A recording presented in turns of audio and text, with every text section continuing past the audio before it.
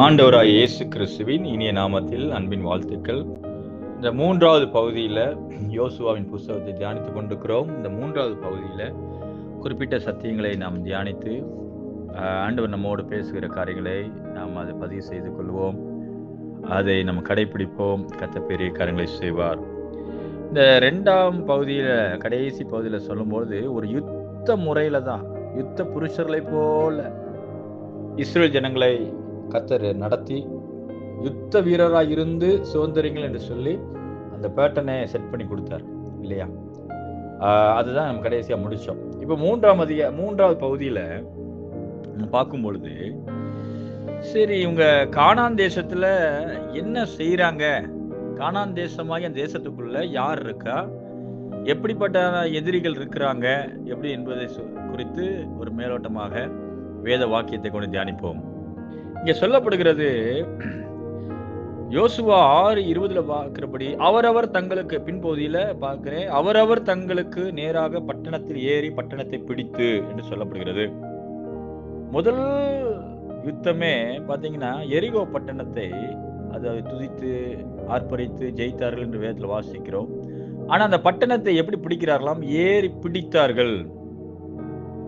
ஏன் ஏறினா, அது மதில்கள் இடிந்ததுனால அந்த மதிலை இடித்து, மதில் மேல ஏறி, இடிக்கப்பட்ட மதில் மேல ஏறி அவர்கள் என்ன செய்கிறார்கள்?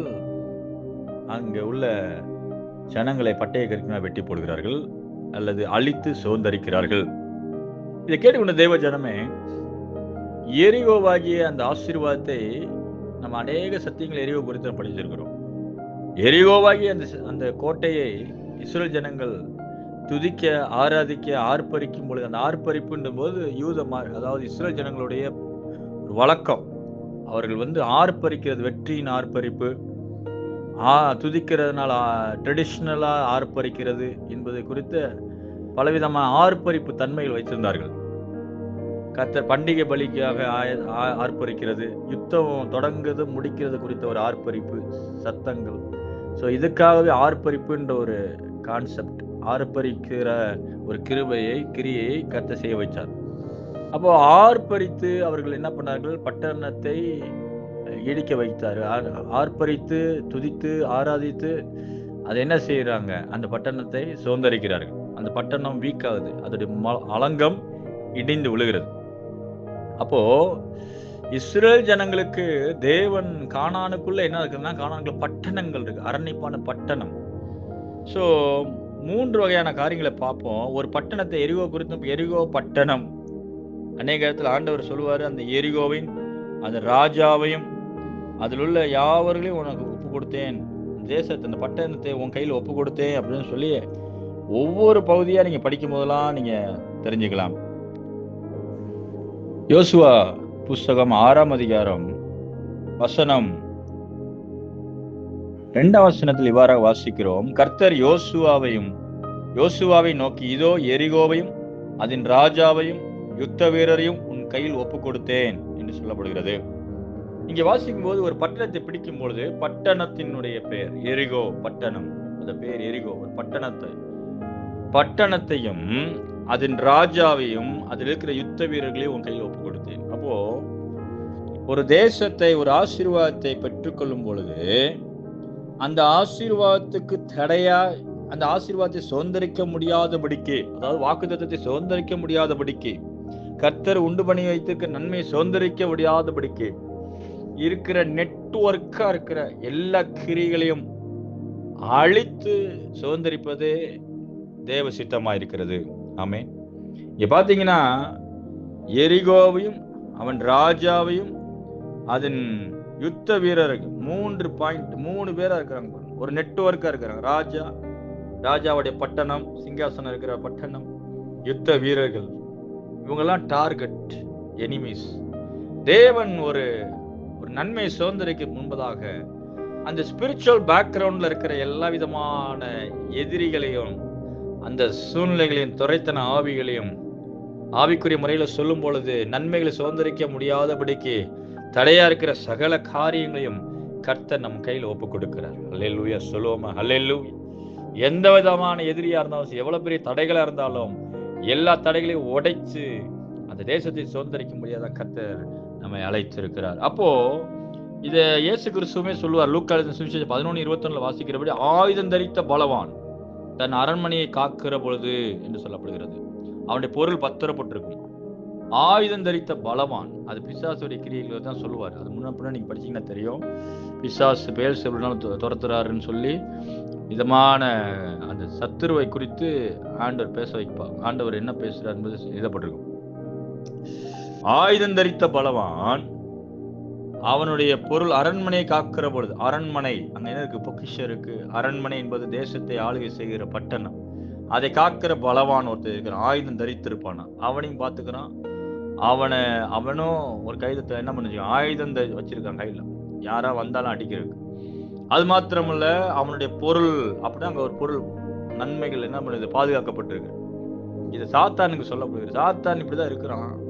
அவன் பலவானை முந்தி கட்டினால் ஒழிய அவனுடைய உடமை கொள்ளைய முடியாதுன்னு சொல்லும் பொழுது, இந்த பலவான் கட்டி வைத்திருக்கிற பல நன்மைகள், அதனாலதான் ஆண்டவர் நமக்கு கொடுக்கிற நன்மைகள், தேசங்கள், தேசத்தில் உள்ள ஜனங்கள், அல்லது தேசத்தில் உள்ள ஆசீர்வாதங்கள், அதாவது பொருளாதார ஆசீர்வாதங்கள், நன்மைகள், லேண்டு ஒரு லேண்டு வாங்கணும்னு நினைக்கிறோம். லேண்ட்ல இருக்கிற பிரச்சனைகள், குடும்ப தகராறுல, குடும்பத்தில் இருக்கிற பிரச்சனைகள், பொருளாதாரத்துல பிரச்சனைகள், கணவன் மனைவிக்குள்ள இருக்கிற பிரச்சனைகள், சரீரத்துல கோளாறுகள், பண பிரச்சனைகள், எவ்வளவோ பிரச்சனைகளை உலகத்துல ஜனங்கள் சந்தித்து கொண்டிருக்கிறார்கள். காரணம் என்ன? அந்த பலவான் என்ன பண்றான்? எல்லாத்தையும் லாக் பண்ணி வச்சுக்கிறான். அவங்களோட எல்லா நன்மையும், கர்த்தர் கிருபையாய் கொடுத்த அந்த நன்மையை லீகலா விசுவாசிகள் சுதந்திரிக்க முடியாதபடி, லீகல் வாரிசு யாருன்னு பாத்தீங்கன்னா, கரெக்டா லீகலான வாரிசு யாருன்னு பாத்தீங்கன்னா பிலீவர்ஸ் தான். ரட்சிக்கப்பட்ட தேவ பிள்ளைகளுக்கு கர்த்தர் என்ன கொடுத்துருக்காரு? இந்த பூமியை சுதந்திரிக்க கிருபையை உங்களுக்கு தான் ஃபர்ஸ்ட் கொடுத்துருக்காரு. ரட்சிக்கப்படாதவர்கள் அவங்க பின்னாடி. அவர்கள் கோட்டான்னு வச்சுக்கலாம். கோட்டான் குஞ்சுகளும் வலு செருப்பும் என்னை கனம் பண்ணுன்றார். நான் தெரிந்து கொண்ட ஜனத்தின் தாகத்துக்கு அப்படின்னு சொல்லப்படுகிறது. நான் தெரிந்து கொண்ட ஜனத்துக்கு நான் செய்யற காரியங்களை கண்டு வலு செருப்பங்களும் கோட்டாங்குஞ்சுகளும் என்னை கனம் பண்ணுன்னு ஏசாயால சொல்றாரு. அப்ப என்ன நடக்குதுங்க? அந்த ஆயுதம் தரித்த பலவான் தன் அரண்மனை காத்து இருக்கிறதுனால, அவன் இருக்கிறதுனால நன்மை ரிலீஸ் ஆக மாட்டேது, பொருள் வெளியே வர மாட்டேது. இவ்வளவுதான் சாத்தான் சில குடும்பத்துல சிலரோட வாழ்க்கையில இருக்கும் பொழுது அவங்களால நன்மைகள் வீட்டுல இருக்க முடியல, நன்மையை சுதந்திரிக்க முடியல, வாக்குத்தத்தத்தை சுதந்திரிக்க முடியல. அந்த சத்துரு ஒருவேளை வீட்டுக்குள்ள இருக்கலாம், உடம்புக்குள்ள இருக்கலாம், அவங்களுடைய பிசினஸ்ல இறங்கி இருக்கலாம், அல்லது ஏதோ ஒரு சரீரத்துல இறங்கியிருக்கலாம், வியாதி மூலமா வந்திருக்கலாம், தரித்திரத்தின் மூலமா வந்திருக்கலாம், ஏதோ விதத்துல பலவான் இருக்கலாம். அவன் லாக் பண்ணி வச்சிருக்கிறான், அவன் ஆயுதம் அறிந்து இருக்கிறான். அப்போ ஆண்டு என்ன பண்றாரு? நமக்கு யுத்தம் பண்ணி அதை சுதந்திரிக்க அவனை துரத்து, அவனை அழித்துற. ஹல்லேலூயா. என் நாமத்தினால பிசாசை துரத்து, அவனை கமாண்ட். அப்போ யுத்த வீரரா இருந்து என்ன செய்யணும்? பட்டணத்தை பிடிக்கிறவர்களா இருக்க வேண்டும். ஆவிக்குரிய கிறிஸ்துவர்களாய் நீங்கள் நமக்கு யுத்த வீரர்களா இருக்கும்படி எப்படி சொல்றாரு பாருங்க. எபேசியர்ல வாசிக்கிறோம், விசுவாசம் என்னும் கேடயத்தை பிடித்து கொண்டவர்களாய், தேவவசனமாய் ஆவியே பட்டயத்தை கையில் எடுத்துக்கொண்டவர்களாக, எந்த சமயத்தில் ஆவினால் ஜெபம் பண்றவர்களாக, ஆமே துரைத்தன அதிகாரத்தோடு இப்பிரபஞ்சத்தின் லோகாதிபதி வானமண்ட பொல்லாதி செய்யணும், நமக்கு என்னது போராட்டம் உண்டே அப்படிதானே சொல்லிக்கிறார். எபேசியர் 6 வாசிக்கிறோம். அப்போ ஆண்டவர் நம்ம பவுல் சொல்லும் பொழுது அந்த யுத்தத்துக்கு அடையாளமா தான் சொல்றாரு. ஒரு யுத்த வீரனை போல் நில்லு. வார்த்தை, விசுவாச, ஜெப வாழ்க்கை, ஆமே ஆவிக்குரிய வாழ்க்கையில் ஆவிக்குரியதுல நில்லு. இன்னொன்னு சொல்ல போனா பிரசனத்துல நில்லுங்க. ஆவியானுடைய பிரசனத்துல நில்லுங்க. எல்லா சர்வ பூமியின் ஆண்டவர் பிரசனத்தினாலே மலை போன்ற எல்லா பருவதம் நம்ம மெழுகு போல உருக ஆரம்பிச்சிடும். மலை போன்ற இருக்கிற எல்லா பருவதங்களும் எப்படி இருக்கும்? மெழுகு போல ஒரு சர்வ பூமியின் ஆண்டவர் பிரசனத்தினால, ஆண்டவருடைய பிரசனத்தினால. ஹல்லேலூயா. தேவ பிரசனம், என் சமூகம் முன்பா சொல்ல, தேவ பிரசனம் உங்க மேல இருக்கும் என்றால் யுத்தத்துல நின்று, யுத்த புருஷராய் இன்று, ஆமென், சத்துருக்களை துரத்துவீர்கள், ராஜாவை அடிப்பீர்கள், வில் வீரர்களை, யுத்த வீரர்களை டார்கெட் பண்ணுவீங்க, அந்த தேசத்தை சுதந்திரிப்பீங்க, பட்டணத்தை அழித்து சுதந்திரித்தார். ஆமென். பட்டணத்தை பிடிக்கிறவங்களை என்ன செய்வாங்க? அந்த ராஜாவை அழிப்பாங்க, அந்த யுத்த வீரர்கள் அழிச்சிருவாங்க. சத்துருடைய கிரியைகளை அழிக்கும், பிசாசின் கிரியைகளை அழிக்கும்படிக்கே தேவகுமாரனா இயேசு கிறிஸ்து பூமிக்கு இறங்கி வந்தார் சொல்லுங்க. பிசாசின் கிரியை ஒர்க்ஸ் ஆஃப் தி டே. இந்த உலகத்துல உலகம் பொல்லாங்கம் கிடக்குது. வேதத்துல வாசி என்னென்ன ஏரியா ஒரு சூழ்நிலை, ஒரு பிசினஸ் இடம், பிசினஸ்ல ஒரு ஊர்ல இருந்து நமக்கு ஆப்ஜெக்ட் வரல, அந்த ஊரை கமெண்ட் பண்ணி ஜெபம் பண்ண ஆரம்பி. பிசினஸ் மேன் கிளைம் பண்ணி ஜெபம் பண்ண ஆரம்பி. அந்த இடத்துல இந்த ஆர்டர்ஸ் வரட்டும். Thank you Lord. ஹல்லேலூயா. அது மாதிரி ஊழியத்தில் இந்த பகுதியில் எனக்கு ஆத்துமாக்கள் வரட்டும் கேளுங்க, கிளைம் பண்ணுங்க, ஸ்பிரிட்டை விரட்டி விடுங்க, பிசாசு துரத்துங்க, தேசத்தை கட்டி கொள்ளுங்க. ஹல்லேலூயா. அது ஆண்டவங்கள பேசுவார். அவ்வளோ ஜஸ்ட் ஒரு அவுட்லைனா கொடுக்குறேன், கண் திறந்து விடுறேன். அப்ப எந்த இடத்துல ஆண்டவர் எப்படி யுத்தம் பண்ண வைக்கிறாரு? பட்டணத்து ராஜா டார்கெட் பண்ண வைக்கிறாரு. ராஜா இருப்பான், யுத்த வீரர் இருப்பாங்க. ராஜான்றது யாரு? மெயின் மூலக்காரர். அவர் யுத்தத்துக்கு நேரம் வரமாட்டாரு, மக்கள் அனுப்புவார், மெயினா அடியாட்களை அனுப்புவார். அது மாதிரிதான் சாத்தான் இன்னைக்கு என்ன பண்றான், எல்லாத்தையும் ஒரு லொக்கேஷன், ஒரு சிங்காசனத்தை வச்சிருக்கிறான் அங்கங்க ஸ்பாட்ல. ஏன்னா அது வெளிப்படுத்த விஷயத்தை, நீ சாத்தான் சிங்காசனம் இருக்கிற இடத்துல நீ குடியிருக்கிறதே அறிந்துக்கிறேன்றார். இயேசு கிறிஸ்துவே சொல்றாரு, சாத்தான் இருக்கிற சிங்காசனம் போட்டிருக்கிறான், அவன் இடத்துல நீ குடியிருக்கிறத நான் அறிந்திருக்கிறேன்னு சொல்றாரு. அதனால நீங்க சாத்தானுடைய கிரியைகளை மட்டுப்படுத்தாதீங்க. ஏன்னா அவனை அதுக்காக பெருசாக்க முடியாது. பட் இல்லைன்ற கான்செப்ட்லயே போய் அதை பத்தி நினைக்கவே இல்லை பாஸ்டர்லாம் நினைப்பாங்க. வேதத்தினுடைய சத்தியத்தை அறிஞ்சுக்குங்க, பிசாசின் தந்திரங்களை அறிஞ்சுக்குங்க. அதுக்கு அதை பத்தியே யோசிக்காம நிறைய விசுவாசிகள் எதுக்கு எடுத்தாலும் கர்த்தர் மேல பாரத்தை, கர்த்தர் மேல பிரச்சனையை சொல்லுவாங்க. அவர் தான் பிரச்சனைன்னுவாங்க. அநேக ஊழியத்துல பிரச்சனை எல்லாம் கர்த்தர் தான் பொறுப்புன்ற மாதிரி சொல்லிடுவாங்க. கிடையாது. சத்துருன்னு ஒரு எனிமி இருக்கிறான், சாத்தான் இருக்கான். அவன் தீமை செய்யறவன், அவன் நம்மளுக்கு எதிர்த்து நிக்கிறவன், நம்முடைய கிரியைகளை, நம்முடைய வாக்குத்தத்தத்துக்கு விரோதமா இருக்கிறவன், அந்த தேசத்துல இருக்கிற நம்ம நன்மையை பிடிங்க வச்சிருக்கிறான். அப்படி வச்சுக்குவான். நமக்கு வர வேண்டிய நன்மையை அவன் லாக் பண்ணி வச்சிருக்கிறான். இந்த பூமியை, இந்த உலகத்தையும் கத்த நமக்கு நம்ம பொல்லாங்க, அந்த உலகம் பொல்லாங்க கிடக்குன்னு போட்டிருக்கு. ஆனா அந்த பூமியை ஆண்டு கொள்ளுங்க மனுஷ கையில கொடுத்தாரு. ஆனா நம்ம ஆளுகை செய்ய முடியாத அளவுக்கு அது என்னன்னு விவரம் தெரியாம இன்னைக்கு சபை இருக்கிறது. சரி, ரைட். அதே கட்டும். இப்ப என்ன சொல்றாரு யோசுவா 11:8, ஒருவரும் மீதி அறதுபடி அவர்கள் வெட்டி போட்டார்கள், சுத்தமா அழிச்சு தேசத்தை சுதந்திரிக்க வேண்டும். ஆமே. அப்புறம் 11:7 திடீரென்று மேரோம் ஏரியாண்டில் இருக்கிற அவர்களிடத்தில் வந்து பிடித்தார்கள் போட்டிருக்கு. திடீர்னு உடனே சுதந்திரிக்கணும். யோசுவா 11:7 யோசுவா 10:9 பார்க்கும்போது உடனே சுதந்திரிக்கிற கிருபை. டக்கு டக்குன்னு எதிர்கிட்ட போயிடுவாங்க. நிறைய பேர் காத்திருந்து நான் போறேன் பாஸ்டர்னுவாங்க. ஆனா அந்த யோசுவா டைம் பாத்தீங்கன்னா, அந்த யோசுவா ஜெனரேஷன், யோசுவா டைம் பாத்தீங்கன்னா பெரிய யுத்தம், எவ்வளவோ யுத்தங்களை செய்து அதிகமான ஜெயத்தை பெற்ற, அதிகமான ராஜாக்களை ஜெயித்த ஒரு பாத்திரமா இருக்காரு. எத்தனையோ ராஜாக்களை அழித்திருக்கிறார். அந்த ராஜாக்கள் 5 ராஜாக்களை ஒரே நேரத்தில் என்ன பண்ற, ஒருமிக்க வெட்டி போறாரு. தலையை குனிஞ்சு அவங்க தலை மேல காலை வச்சு அப்படி வெட்டி போறாரு. அந்த அளவுக்கு சத்துரு கீழே இருக்கிறீங்கன்றது, அந்த அளவுக்கு அதிகாரத்தோடு யுத்தம் பண்ணுகிறவர். இதுக்காடி ஒரு தேவச்சனமே திடீர்னு என்று அவர்கள் என்ன பண்றாங்க, உடனே சுதந்திரிக்கிறவர்கள் திடீர்னு என்ன பண்ணுவாங்க, மூவ் பண்ணுவாங்க. ஆவியானவர் சில நேரத்துல உடனே சில காரியங்களை, நன்மைகளை வாங்கி கொடுக்க வைப்பார், சுதந்திரிக்க வைப்பார். அதை விசுவாசிக்கணும். அது மாத்திரம் இல்ல, கம்ப்ளீட்டா சத்துருக்கள் எல்லாம் கிளீன் பண்ணிட்டு சுதந்திரிக்கணும். ஆண்டவர் முதல்ல சத்துருக்களை அடிச்சாதான் அந்த தேசத்தை கைக்கு வரும். ஆமே. ஹல்லேலூயா. நிறைய பாருங்க, எல்லாம் பாலும் தேன் தேசம்னு ஏதோ வானத்துல இருந்து நினைச்சிட்டு இருக்காங்க. தப்பு 100% கிடையாது. நீங்க யுத்தம் பண்ணி சுதந்திரித்து, ஜெபத்துல வைத்து பேசி, வாக்குத்தத்தத்தை சுதந்திரித்து, வாக்குத்தத்துக்கு நேரம் வழி நடத்தப்பட்டு, ஆமேன். நிறைய பேர் ஆண்டு வாக்குத்தத்தம் கொடுத்துட்டாரு, அவர் செய்வான்னு அமைதியா இருக்கிறாங்க. இல்ல, ஆண்டு வாக்குத்தத்தம் கொடுத்தவர் நிறைவேற்ற உண்மை உள்ளவர், நடத்துகிறவர், வாக்குத்தத்தை சுதந்திரிக்க பலன் கொடுக்கிறவர், வாக்குத்தத்தத்தை விசுவாசத்தை சுதந்திரிக்க பலன் பெற்றுக்கொள்ளுங்க. அதுதான் இங்க யோசுவால போயிருக்கு. அவங்க எல்லாரையும் யுத்த வீரர்களா நிப்பாட்டினார் தேவன். யுத்தம் பண்ணினார்கள். யோசுவா 11:15 போட்டிருக்கு, அவர்கள் அப்படியே செய்கிறார். கர்த்தர் மோசே கட்டளையிட்ட ஒன்றையும் செய்யாம விடவில்லை. 100% தேவன் சொன்ன எல்லா காரியத்தையும் செய்கிறவர் கர்த்தர். உங்களோட நடத்தும் போது எல்லாமே 100% என்ன பண்ணுவீங்க, செய்வீங்க. ஆமே. 100% ஒன்னையும் பாக்கி ஒரு பிசாசு இருக்காது. அல்லேலூயா. எல்லாரையும் செய்யாம விடவில்லை, எல்லாத்தையும் அழித்தார்கள். இன்னொரு இடத்துல ஒரு பட்டணத்தை விடல, எல்லா பட்டணத்தையும் சுதந்தரித்த. கர்த்தர் கொடுத்த நன்மை பரிபூர்ணமா நீங்க அனுபவிப்பீங்க. கர்த்தர் கொடுத்த தேசத்தை நீங்க பரிபூர்ணமா அனுபவிப்பீர்கள், ஒன்றாகிலும் தவறி போக. யோசுவா 10:42 வாசிக்கிறோம், கர்த்தர் இஸ்ரவேலுக்கு யுத்தம் பண்ணினார். ஆமென். அதே யோசுவா 10:14 10:42 கர்த்தர் இஸ்ரவேலுக்கு யுத்தம் பண்ணினார். பின்பகுதி படிக்கிறோம். நல்லா கவனிங்க. தேவன் உங்களை வாக்கு தத்தத்தை சுதந்திரிக்க வைக்கும் பொழுது அவரும் உங்க கூடயே வருகிறார். ஆமென். 2 பேரா உழைப்பீங்க. அல்லேலூயா.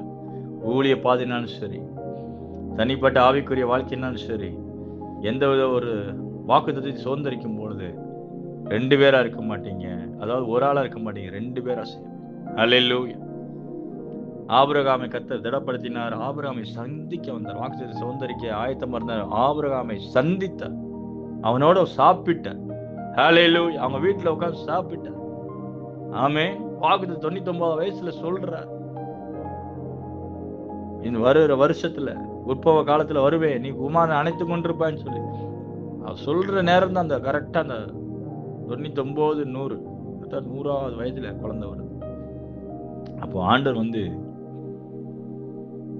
2 பேரா போவார். நீங்களும் கர்த்தருமா இருந்து என்ன பண்ணுவீங்க? தேசத்தை சுதந்திரிப்பீங்க. ஹல்லேலூயா. கர்த்தர் உங்களோட இருப்பார், கூடயே வருவார், யுத்தம் பண்ணுவார். கர்த்தர் இஸ்ரவேலுக்காக யுத்தம் பண்ணார். பாருங்க அவர் என்னென்ன பண்றாரு பாருங்க. அவர் வானத்தை கிபியோன் சந்திரனை நிப்பாட்ட, சூரியனை நிப்பாட்டிட்டார்.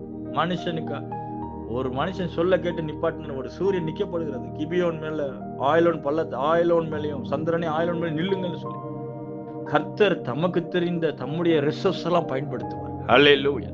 நீங்க பிரயாசப்பட்ட முயற்சி வாக்குத்தத்தத்தை சுதந்திரிக்க போய் கொண்டிருக்கும் போது கர்த்தர் கூட இருந்து உங்கள் பட்டணங்களை பிடிக்கும் போது அவரும் கூட இருந்து ஹெல்ப் பண்ணுவார், தயவு பண்ணுவார். அவர் தம்முடைய ரிசோர்ஸ் எல்லாம் பயன்படுத்துவார். ஆமென். சந்திரனை சூரியன் நிப்பாட்டினார். ஹல்லேலூயா. உங்களுக்காக சூரியன் சந்திரன் நிப்பாட்ட முடியாது. அது என்ன அர்த்தம்? சூரியனை போல பெரிய பெரிய பெரிய பெரிய எபிலிட்டி சோர்சஸ் எல்லாம் கர்த்தர் உங்களுக்காக ஆயத்தம் பண்ணுவார். ஹல்லேலூயா. சூரியனும் சந்திரனும் ஆகிய பெரிய பெரிய ஆதாரங்கள் எல்லாம் கர்த்தர் உங்க பக்கம் தயவு பண்ண வைப்பார். ஆமென். நம்முடைய ஜனத்துக்கு கர்த்தர் தம்முடைய ரிசோர்ஸை பயன்படுத்தும். அவர் கூட இருந்து யுத்தம் பண்ண வைக்கிறார். அவரே யுத்தம் பண்ற, 2 பேருமே யுத்தம் பண்றாங்க. யோசுவா யுத்தம் பண்றோம் பார்க்க, கர்த்தர் யுத்தம் பண்ணான்னு போடுறாங்க. ஹல்லேலூயா. 2 பேருமா சேர்ந்து யுத்தம் பண்ணுவாங்க. கர்த்தர் நீங்களும் வாழ்கிற வாழ்க்கையா இருக்கும். கர்த்தர் உங்களோட இருந்தார். 2 பேரும் டிராவல் பண்ற வாழ்க்கை தான் இந்த உலகம். ஹல்லேலூயா. தனித்து நான் மட்டும் இருக்கிறேன்னு அப்படிலாம் இல்லை. கர்த்தர் யோசேப்போடு நான் உன்னோட எகிப்துக்கு வருவேன்னு. எகிப்து ஆகிய ஒரு தேசத்துக்கு போறான் இல்லையா, நான் உன்னோட எகிப்துக்கு வருவேன் அப்படிதான் ஆண்டவர் சொல்றேன். நான் ஒரு மனுஷனுக்கு மனுஷனா க்ளோஸா ஒரு ஃப்ரெண்டு போல உன்னோட இருப்பேன்னு சொல்றேன். அப்படிதான் யோசுவாக்கு வந்தாரு. அது மாத்திரம் இல்ல, பெரிய ராஜ்யத்தின் தலைமை பட்டணங்கள் எல்லாம் கர்த்தர் ஒப்பு கொடுத்தாரு. பெரிய பட்டணங்களுக்கெல்லாம் ஹெட் குவார்ட்டர்ஸ், நெட்வொர்க் கிங்டம், அதெல்லாம் கர்த்தர் யோசுவாக்கு ஒப்பு கொடுத்தார். தேவ பிள்ளையே, பெரிய தேசங்கள், பெரிய பெரிய நெட்வொர்க்ஸா இருக்கிற பிசினஸ் எல்லாம் கேளுங்க. தேங்க்யூல. ஊழியத்தில் இருக்கிறவங்க பெரிய பெரிய ஊழியத்தோட கனெக்ட் ஆகும். பெரிய பெரிய ஊழியத்தை எனக்கு தாங்க ஆண்டவரை கேளுங்க. ஹல்லேலூயா. பெரிய பெரிய லொகேஷன் இடங்களை தாங்க தகப்பனே கேளுங்க. மலைகளை கேளுங்க. மலையை சுதந்திரிக்க ஆண்டவரை கேளுங்க. மாஷியாந்தலரோ சேக்கலர் பெரிய பெரிய தலைமையா இருக்கிற குரூப்பான மக்களை எனக்கு ஆத்துமக்களை தாரும். பெரிய பெரிய தலைவர்களை எனக்கு தாரும் கேளுங்க. தேங்க்யூலா. பெரிய தலைமையா இருக்கிற பட்டணங்கள், கிராமங்கள், தேசங்கள், நன்மைகளை கேளுங்க. பெரிய பெரிய நன்மைகளை கேளுங்க. ஆசீர்வாதங்களை கேளுங்க.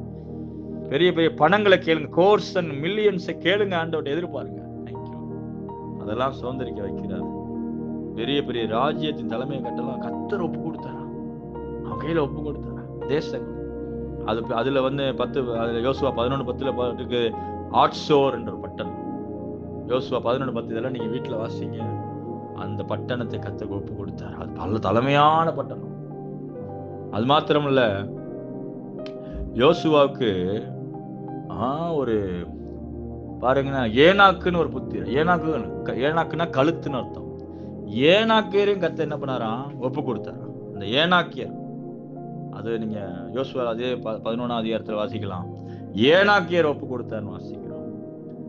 ஏனாக்கியர் யோசுவாவுக்காக கர்த்தர் செய்த மகிமையை பார்த்தீங்கன்னா யோசுவா 10:21 வாசிக்கிறோம். இஸ்ரவேல் புத்திரருக்கு விரோதமாக ஒருவனும் தன் நாவை அசைக்க, ஒரு நாவும் பேசவில்லை. இஸ்ரவேல் புத்திரருக்கு விரோதமாக ஒருவனும் பேசல. Only success. யோசுவானாலே சக்சஸ், புக் ஆஃப் சக்சஸ் தான். ஹல்லேலூயா. the டைம் சுதந்திரிக்கிற காலம் வந்து விட்டது. ஆமே, சுதந்திரிக்கிற நாட்கள் வந்து விட்டது. வெற்றியின் நாட்கள் வந்து விட்டது. இதுவரைக்கும் காத்திருந்து மன்னாவை சாப்பிட்டு சாப்பிட்டு கண்கள் கானானின் நன்மைகளை சுதந்திரிக்கிற நாட்கள் வந்து விட்டது. மன்னாவை பார்த்து, வனாந்தரத்தை பார்த்து பூத்து போன கண்கள் கானானை பார்க்க முடியாத காலம் வந்துருச்சு. கானானின் நன்மைகளை சுதந்திரிக்க ஆரம்பித்தது. ஹல்லேலூயா, ஹல்லேலூயா. ஒருவனும் அவர்கள், யோசுவா 10:8 ஒருவரும் அவர்கள் ஒருவனும் உனக்கு முன்பாக நிற்பதில்லை நான் சொல்லுவேன். ஒரு ஆள் எடுத்து நிக்க முடியல. எடுத்து வந்தார்கள், எல்லாரும் ஜெயித்து, பெரிய பெரிய ராஜாக்களை ஜெயித்து, பெரிய பெரிய ரதங்களோட வந்தவர்களெல்லாம் ஜெயிக்க வச்சார். ஹல்லேலூயா. யோசுவா 11:20 வாசிக்கிறோம். இஸ்ரவேல் புத்திரருக்கு விரோதமாக ராஜாக்களை கர்த்தரே கொண்டு வந்தோம். இவர்கள் அவர்கள் மேல் இரக்கம் வைக்காமல், அவ்வளவு பேர், ஒரு பிசாசு ஒரு மனுஷனை உள்ள வைக்கணும், இறக்க வைக்காம கடினமாக்கி, அவன் இருதயம் கடினப்பட்டதான். இப்படி கடினமாகி இவன் கடினமாகவும் அவன் யுத்தம் பண்ண வரவும் 2 பேரையும் சேர்த்து விட்டு அது மூலமாக இஸ்ரவேல் ஜனங்கள் ஜெயத்தை கொடுத்தது கர்த்தரால் வந்த காரியம். அல்லேலூயா, சொல்லுவோம். அல்லேலூயா. சில காரியங்களை செய்யும் போது கர்த்தர் இருதயத்தை கடினப்படுத்துவார் என்றால் அது தேவன் கரம், அங்க ஏதோ கர்த்தர் செய்யறார். இருதயம் கடினப்பட்டது. பார்வோன் இருதயத்தை, பார்வோனை அழிக்கிறதுக்காக இருதயத்தை கடினப்பட்டார். அவரை ஏன் குற்றப்படுத்த முடியாது, ஏன் செய்யறான்னு சொல்ல முடியாது. ஆனா பார்வோனுக்கு முன்பு உன்னை நிறுத்தினேன்னு சொல்றாரு. நானே ஜீவனுள்ள தேவன் என்பதை அறியும்படிக்கு இந்த பூமியில எல்லாம் என்னை அறிந்து நாமும் மகிமைக்கு நான் உன்னை நிறுத்துகிறேன் என்றார் பார்வோனுக்கு முதல். பார்வோனுடைய இருதயத்தை கத்த கடினப்படுத்தினான். அவன் இருதயம் கடினப்பட்டு, அதனாலதான் அதிகமான வாதை. இது கத்தரால், கத்தரே இருதயத்தை கடினப்படுத்தி அவனை அடிக்கிறான். இங்க வாசிக்கிறோம், யுத்தம் பண்ண இஸ்ரவேல் புத்திரருக்கு அவன் இருதயத்தை கடினப்பட்டும் அந்த ராஜாக்களை எழுப்பி வர்றதும். ஏன் அநேக சவால்கள் எனக்கு வந்து கொண்டிருக்கிறது, நான் ஜெயித்து போய் கொண்டிருக்கிறேன். ஏன் இவ்வளவு பிரச்சனைகள் வருது, அது எல்லாத்தையும் ஜெயிக்க நன்மைகள், ஒவ்வொரு பிரச்சனையும் ஒரு நன்மைகளை வைத்திருக்கிறது. ஹல்லேலூயா, சொல்லுவோம். ஹல்லேலூயா. ஏதோ ஒரு பிரச்சனை சுதந்திரிக்கும் போது ராஜாக்கள் எழுப்பி வந்தாங்கன்னா அவங்க பட்டணம், உங்களுக்கு ஒரு ராஜா எழுப்பி வரானா அந்த தேசத்துடைய பட்டணம், அந்த நன்மைகள், தேசத்தின் கொழுமை உங்களுக்கு.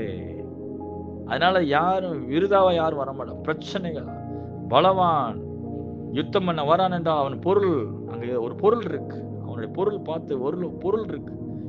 அதனாலதான் அதை காத்துக்கொள்ள முடியாத போராட்டம் பண்ணி வரான், யுத்தம் பண்ண வரான். அப்படியாக ஆண்டவர் யோசுவாவுக்கு அற்புதங்களை செய்தார்.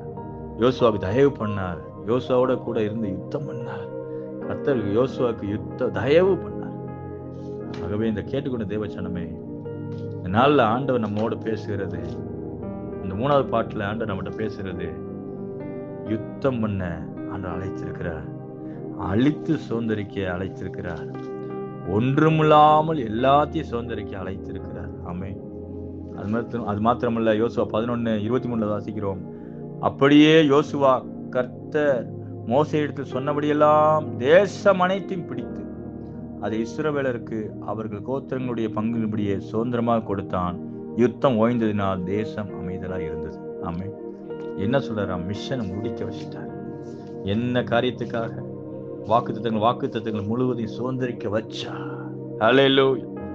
உங்க வாழ்க்கையிலையும் கர்த்தர் எல்லா வாக்குத்தத்தங்களையும் சுதந்திரிக்க வைப்பார். கர்த்தர் உங்களுக்கு முன்குறித்த எல்லா வாக்குத்தத்தம், கர்த்தர் உங்களுக்கு சொன்ன எல்லா வாக்குத்தத்தம் கானானை முழுசா சுதந்திரிப்பீங்க. அதுல எல்லா விதமான காரியங்கள் கர்த்தர் உங்களோட சேர்ந்து யுத்தம் பண்ணுவாங்க. பெரிய பெரிய காரியங்களை நீங்க சுதந்திரிப்பீங்க. கிங்டம் நெட்வொர்க்ல பெரிய பெரிய லெவல்ல, பெரிய பெரிய ஆட்சோர் போல பெரிய பெரிய பட்டணங்களை ஆண்டு கொடுத்து, பெரிய பெரிய தலைமையான காரியங்களை உங்க கையில கொடுத்து உங்களை அழகுபடுத்தவும் உங்களை ஆசீர்வதிக்க தேவன் உண்மையில் வராரு. இதை கேட்கும் தேவஜனமே, வாக்கு தத்துவம் கர்த்தர் கொடுக்கிறாரு. அதை சுதந்திரிக்கிற பலனையும் சத்துவத்தையும் யுத்த கலையும் எப்படி சுதந்திரிக்கணும் வழிமுறையும் கர்த்தர் சொல்றாரு. இன்னைக்கு அறகுறை விசுவாசியா இல்லாத, ஏதோ பாதி கேட்டு பாதி கேட்காதனால வாழ்க்கையில அப்படியே ஸ்டாக்னட் ஆகி நிற்காத விசுவாசிகள் தெளிவுள்ளவர்களாக இருந்து ஆண்டவர் கொடுக்கிற அந்த ஆவிக்குரிய ஆயுதத்தை தரித்து கொண்டு நல்ல சேவனாக போர் சேவம் பண்ணி தேவன் கொடுத்த பல நன்மையை சுதந்தரிப்போம். அல்லேலூயா. தேவன் உங்களுக்காக சுதந்தரித்து கொடுத்த தேசத்தை தேவன் கிருபையாய் கிறிஸ்து இயேசு சிலுவையில், கல்வாரி சிலுவையில் நமக்காக உண்டு பண்ணின எல்லா நன்மையும் சுதந்தரிப்போம். ஊழியத்திலையும் சரி, வாழ்க்கையிலையும் சரி, ஊழியக்காரங்களும் சரி, விசுவாசியா இருந்தாலும் சரி, யாரா இருந்தாலும் சரி, சுதந்தரிக்க அழைக்கப்பட்டோம். இந்த பூமியில நம்ம எப்படி வாழ்றோம்னு வச்சுதான் கர்த்தர் நாங்க நமக்கு ரிவார்ட் பண்ணுவோம். பரலோகத்துக்கு போறதுக்கு விசுவாசம் தேவையில்லை, ரட்சிப்பு இருந்தா போதும்.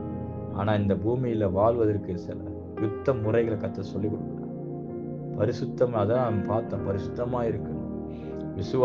புருஷர்களை போல யுத்த வீரராக இருக்கணும். பல காரியங்களை படிச்சிருக்கேன். ஜெயத்தை யுத்தம் பண்ணி சுத்திகரித்து சுத்தம் பண்ணி சத்துருக்கெல்லாம் துரத்தி அந்த தேசத்தை கட்டிக்கொள்ள முடியாது கர்த்தர் அழைத்திருக்கிறார். கர்த்தர் உங்களோட இருக்கிறார். யோசுவாவின் சந்ததி, யோசுவாவின் அபிஷேகம், கர்த்தர் யோசுவா மேல தெரிஞ்ச அந்த கிருபை, அந்த ஞானத்தின் ஆவி உங்களை என்னை பிடிப்பதாக ஜெபிக்கிறேன். இதோட சத்தியம் முடிகிறது. நாம் தியானிக்கிறோம். அல்லேலூயா. இந்த 3வது பாட்டில் ஆண்டவருடைய கிருபை இறங்குது. ஆண்டவரே சொல்லுங்க, ஆண்டவரே என்னை யுத்த வீரனாய் மாத்துங்க. நான் என்னமோ விவரம் தெரியாத விசுவாசிகள், தரிசனம் இல்லாத வாழாதவர்கள், ஆவிக்குரிய தரிசனங்களை அறிந்து சுதந்திரிக்க வல்லவர்களா என்னை மாற்றுங்க ஆண்டவரே. கானானை சுதந்திரிக்கட்டும் தகப்பனே. தேசத்தை குறித்த ஒரு தரிசனம் உண்டாகட்டும் தகப்பனே. பட்டணத்தை பிடிக்கிறவர்களாய் மாற்றுங்க தகப்பனே. பட்டணமாகிய நன்மைகள் கர்த்தர் உண்டு பண்ணி வைத்துக்க நன்மைகளை சுதந்திரிக்கிற பிள்ளைகளை எங்களை மாற்றுங்க. அல்லேலூயா. கிருபையை கேளுங்க, எழுப்புங்க, எழும்புங்க. லக தரபால சக்கர. உங்களுக்கு ஒரு நாவும் உங்களுக்கு விரோதமா செய்யப்படுங்க. அவர் உங்களோட இருப்பார். உங்களோட சேர்ந்து அவர் யுத்தம், அவர் தம்முடைய சோர்சஸ் எல்லாம் பயன்படுத்தும். ஒருவரோட வழி கர்த்தருக்கு பிரியமா இருந்தா அவர் சத்துருக்களையும் சமாதானம், அந்த அளவுக்கு ஆண்டவர் என்ன பண்ணுவார், களத்துல இறங்கி நம்மோட உதவி செய்வார். கர்த்தர் இஸ்ரவேலுக்காக யுத்தம் பண்ணினார். நீங்க சஞ்சரிக்கணும், நீங்க மட்டும் சுதந்திரி, உங்களோட கர்த்தர் வர, அவர் உங்களை சுதந்திரிக்கணும், உங்களை ஆசீர்வதிப்பார். நல்ல ஆண்டவரே, நாளில் பேசின சத்தியங்களுக்கு ஆண்டவரே, யோசுவாவின் புத்தகத்தை தியானிக்கிறோம். 3வது பகுதி ஆசீர்வதித்தார். ஆண்டவரே, இந்த கேட்கிறவர்கள் இன்னும் தியானித்து புருஷர்களை போல, யுத்த புருஷர்களை போல இருந்து சகல நன்மையை சுதந்தரித்து தேசத்தை கட்டிக்கொள்ளும், ராஜ்யத்தை கட்டி எழுப்ப கிருபைத்தார். இயேசுவின் நாமத்தில் வேண்டுகிறோம் நல்ல பிதாவே. ஆமென். ஆமென். God bless you. கர்த்தர்